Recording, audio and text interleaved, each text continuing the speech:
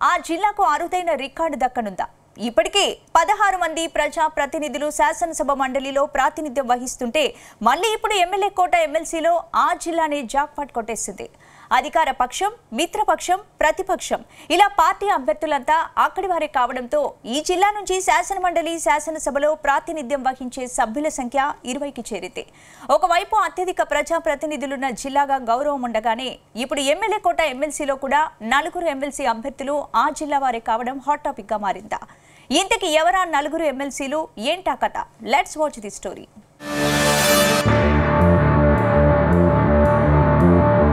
తెలంగాణలో ఎమ్మెల్యే కోట ఎమ్మెల్సీల నియామకం లాంఛనంగా పూర్తయింది. మొత్తం 5 నేతలు పెద్దల సభలో అడుగుపెట్టారు. ఈసారి అధికార పార్టీలో ఎమ్మెల్సీ సీటు దక్కించుకునేందుకు చాలామంది లీడర్లు పోటీ పడ్డారు. కానీ కాంగ్రెస్ హైకమాండ్ మాత్రం అభ్యర్థుల ఎంపికలు ఆచితూచి అడుగులు వేసింది. ముఖ్యంగా పదవుల పంపకాల్లో రెడ్డి సామాజిక వర్గానిదే ఆధిపత్యమన్న ప్రచారానికి ఎమ్మెల్సీ అభ్యర్థుల ఎంపికతో ఎండ్ కార్డ్ పడింది. అటు బీఆర్ఎస్ పార్టీ కూడా కాంగ్రెస్ బాటలోనే నడవాల్సి వచ్చింది. చివరి నిమిషం వరకు అభ్యర్థిని ప్రకటించలేదు. కాంగ్రెస్ అభ్యర్థుల ప్రకటన వెలువడగానే తామేమీ తక్కువ కాదన్నట్లు వారు కూడా బీసీ అభ్యర్థిని ప్రకటించారు. మరోవైపు అధికార కాంగ్రెస్ పార్టీ సామాజిక వర్గాల వారీగా అభ్యర్థులను ఉమ్మడి నల్గొండ జిల్లాకు చెందిన వారిని ప్రకటించింది. ఇటు మిత్రపక్షమైన సిపిఐ, ప్రతిపక్షం బీఆర్ఎస్ సైతం ఇదే జిల్లాకు చెందిన అభ్యర్థిని ప్రకటించడం గమనార్హం.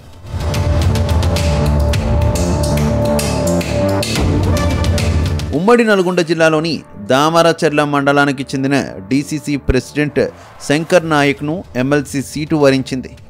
గతంలో దామరచర్ల జడ్పీటీసీగా 2 పర్యాయాలు గెలుపొందారు శంకర్ నాయక్. ఆ తర్వాత గడిచిన 6 ఏళ్లుగా నల్గొండ జిల్లా డీసీసీ అధ్యక్షుడిగా కొనసాగుతున్నారు. మాజీ మంత్రి, సీనియర్ కాంగ్రెస్ నేత జానారెడ్డికి వీర విధేయుడిగా శంకర్ నాయక్ ఉన్నారు. అటు ఎస్సీ కోటాలో గతంలో సూర్యాపేట జిల్లాలోని తుంగతుర్తి నియోజకవర్గం నుంచి 2 సార్లు కాంగ్రెస్ పార్టీ అభ్యర్థిగా బరిలోకి దిగి స్వల్ప మెజారిటీతో ఓడిపోయిన టీపీసీసీ అధికార ప్రతినిధి అద్దంకి దయాకర్ను ఎమ్మెల్సీగా కాంగ్రెస్ పార్టీ ప్రకటించింది. ఇక అధికార కాంగ్రెస్ పార్టీకి మిత్రపక్షంగా సహకారం అందిస్తున్న సిపిఐ పార్టీకి పొత్తు ధర్మంలో భాగంగా కాంగ్రెస్ ఒక ఎమ్మెల్సీ స్థానాన్ని కేటాయించింది. ఇక సిపిఐ పార్టీ నల్గొండ జిల్లా పార్టీ కార్యదర్శి నెల్లికంటి సత్యాన్ని తమ అభ్యర్థిగా ప్రకటించింది. ఆయనది మునుగోడు నియోజకవర్గం. ఇక బీఆర్ఎస్ పార్టీ ప్రకటించిన అభ్యర్థి దాసోజు శ్రవంతి నకరేకల్ నియోజకవర్గంలోని ఎల్లారెడ్డిగూడెం. ఇలా అన్ని పార్టీలు ప్రకటించిన 4 అభ్యర్థులు ఉమ్మడి నల్గొండ జిల్లా వాసులే కావడం విశేషం.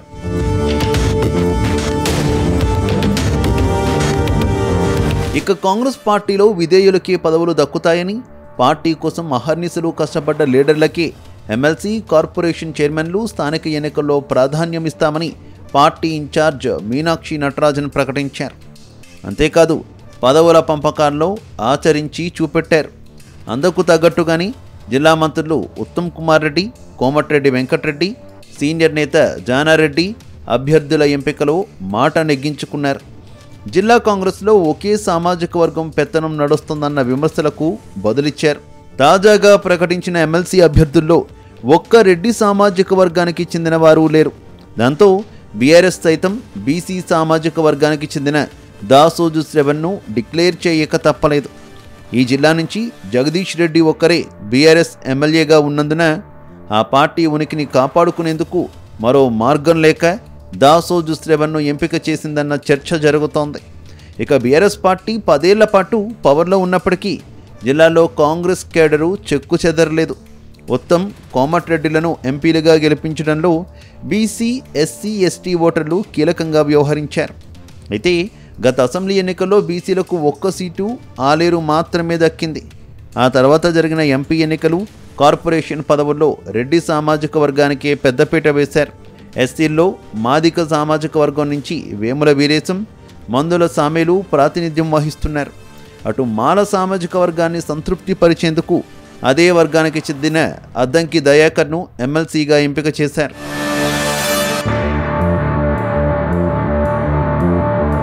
మరోవైపు ఎస్టీ ఓటర్లు బలంగా ఉన్న నల్గొండ ఎంపీ సెగ్మెంట్లో ఎస్టీ రిజర్వుల్లో దేవరకొండ ఎమ్మెల్యే బాలునాయక్ ఒక్కరే ఉన్నారు. కాబట్టి శంకర్ నాయక్ను ఎమ్మెల్సీగా ప్రకటించడం ఆ వర్గం ఓటర్లు బలంగా ఉన్న ఉత్తమ్, జానారెడ్డిల నియోజకవర్గాల్లో కొత్త ఉత్సాహం నింపింది. అయితే శంకర్ నాయక్ ఎంట్రీతో బాలునాయక్కు కేబినెట్లో చోటు దక్కకపోవచ్చనే వాదన కూడా వినిపిస్తుంది. మొత్తానికి శాసన మండలిలో నల్గొండదే పై చేయిగా నిలిచింది. మండలి అత్యున్నతి స్థానమైనటువంటి చైర్మన్ పదవిలో గుత్తా సుఖేందర్ రెడ్డి కొనసాగుతున్నారు.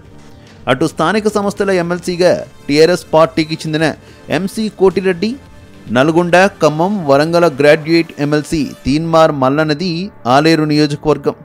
ఇక వరంగల్, ఖమ్మం, నల్గొండ ఉపాధ్యాయ ఎమ్మెల్సీగా ప్రస్తుతం అలుగుబెల్లి నర్సిరెడ్డి కొనసాగుతున్నారు. ఆయన పదవీకాలం ఈ నెల 31న ముగియనుంది. కానీ ఆయనది కూడా నల్గొండ జిల్లానే కావడం విశేషం. దీంతో ప్రస్తుతం 4 ఎమ్మెల్సీ అభ్యర్థుల నామినేషన్ దాఖలతో మండలిలో జిల్లా నుంచి ప్రాతినిధ్యం వహిస్తున్న వారి సంఖ్య 8కి చేరనుంది.